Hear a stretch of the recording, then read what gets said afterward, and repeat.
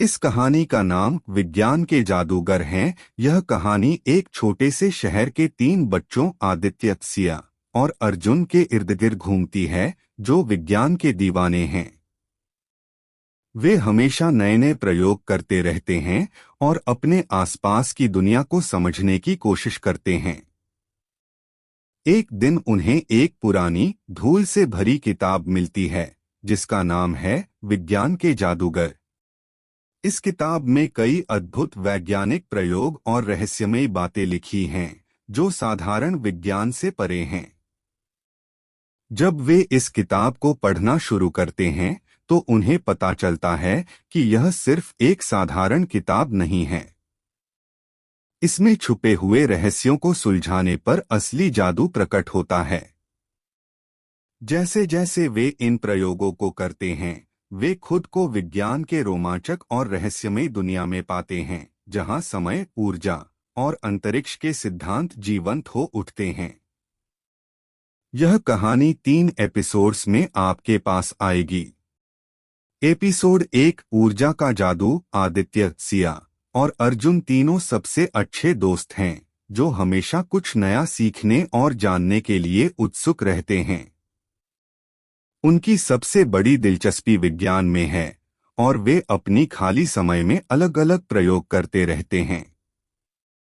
एक दिन उन्हें अपनी स्कूल की लाइब्रेरी में एक पुरानी किताब मिलती है, जिसका नाम है विज्ञान के जादूगर। इस किताब में ऐसे अद्भुत प्रयोग लिखे होते हैं, जिनके बारे में उन्होंने पहले कभी नहीं सुना था।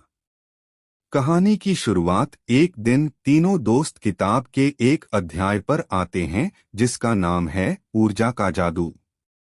इस अध्याय में ऊर्जा के विभिन्न रूपों के बारे में बताया गया है, जैसे गतिज ऊर्जा, ऊष्मा ऊर्जा, विद्युत ऊर्जा और रासायनिक ऊर्जा। आदित्य को अचानक एक विचार आता है। अगर हम ऊर्जा के इन रूपों को मिलाकर एक असीमित ऊर्जा स्रोत बना सकें, तो कितना अच्छा होगा। सिया और अर्जुन को यह विचार बहुत रोमांचक लगता है और वे तुरंत इस पर काम करने के लिए तैयार हो जाते हैं। प्रयोग की तैयारी। बच्चे अपने स्कूल के विज्ञान प्रयोगशाला में जाते हैं और सभी आवश्यक सामग्रियों को इकट्ठा करते हैं: बैटरियां, तार, चुंबक और एक छोटा सा जनरेटर। उन्होंने किताब के निर्देशों का पालन करते हुए एक ऐसा यंत्र बनाया, जो विभिन्न ऊर्जा रूपों को मिलाकर एक नई और असीमित ऊर्जा उत्पन्न कर सकता था। जब उन्होंने इसे चालू किया, तो अचानक यंत्र से एक चमकीली रोशनी निकली और पूरी प्रयोगशाला रोशन हो गई। बच्चों ने महसूस किया कि उन्होंने कुछ बहुत ही असाधारण खोज कर ली है। वे उत्साहित थे, लेकिन तभी उन्हें एक अजीब सी आवाज सुनाई दी। रहस्य की शुरुआत। जब बच्चों ने ध्यान से देखा, तो पाया कि उनके द्वारा बनाई गई ऊर्जा मशीन से एक रहस्यमय प्रतीक प्रकट हो रहा था। वह प्रतीक कुछ पुरानी सभ्यता का प्रतीक था, जिसे किताब में अनंत ऊर्जा का स्रोत कहा गया था।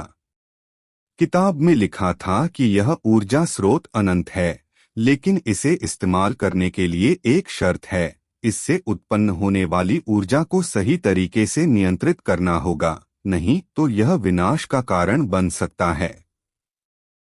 रहस्य सुलझाने की चुनौती। बच्चों को समझ में आ गया कि यह साधारण प्रयोग नहीं है, बल्कि एक बड़ी चुनौती है।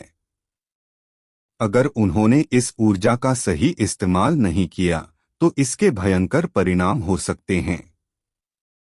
वे फिर से किताब पढ़ते हैं और उसमें लिखी पहेलियों को सुलझाने की कोशिश करते हैं। पहेलियों को सुलझाने के बाद उन्हें पता चलता है कि इस ऊर्जा का सही इस्तेमाल केवल तब हो सकता है, जब वे इसे सकारात्मक उद्देश्यों के लिए उपयोग करें, जैसे कि पर्यावरण संरक्षण, साफ ऊर्जा का निर्माण और दुनिया से गरीबी और भूख को मिटाना।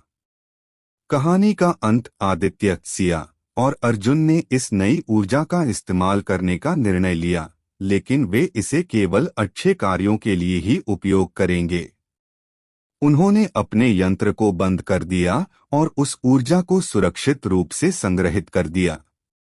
वे जानते थे कि यह शक्ति कितनी खतरनाक हो सकती है, इसलिए उन्होंने इसे साझा करने का फैसला नहीं किया जब तक कि वे इसे पूरी तरह से नियंत्रित करना नहीं सीख जाते। शिक्षा और प्रेरणा। इस कहानी से बच्चों को यह सिखाया जाता है कि विज्ञान की शक्ति को समझदारी से और जिम्मेदारी से उपयोग करना कितना महत्वपूर्ण है। ऊर्जा का सही इस्तेमाल हमें बड़ी समस्याओं को हल करने में मदद कर सकता है, लेकिन इसके लिए हमें नैतिकता और समझदारी का पालन करना होगा। यह कहानी बच्चों में वैज्ञानिक दृष्टिकोण और नैतिकता का समन्वय करती है, जिससे वे न केवल विज्ञान के प्रति रुचि विकसित करेंगे, बल्कि इसके सही उपयोग के महत्व को भी समझेंगे।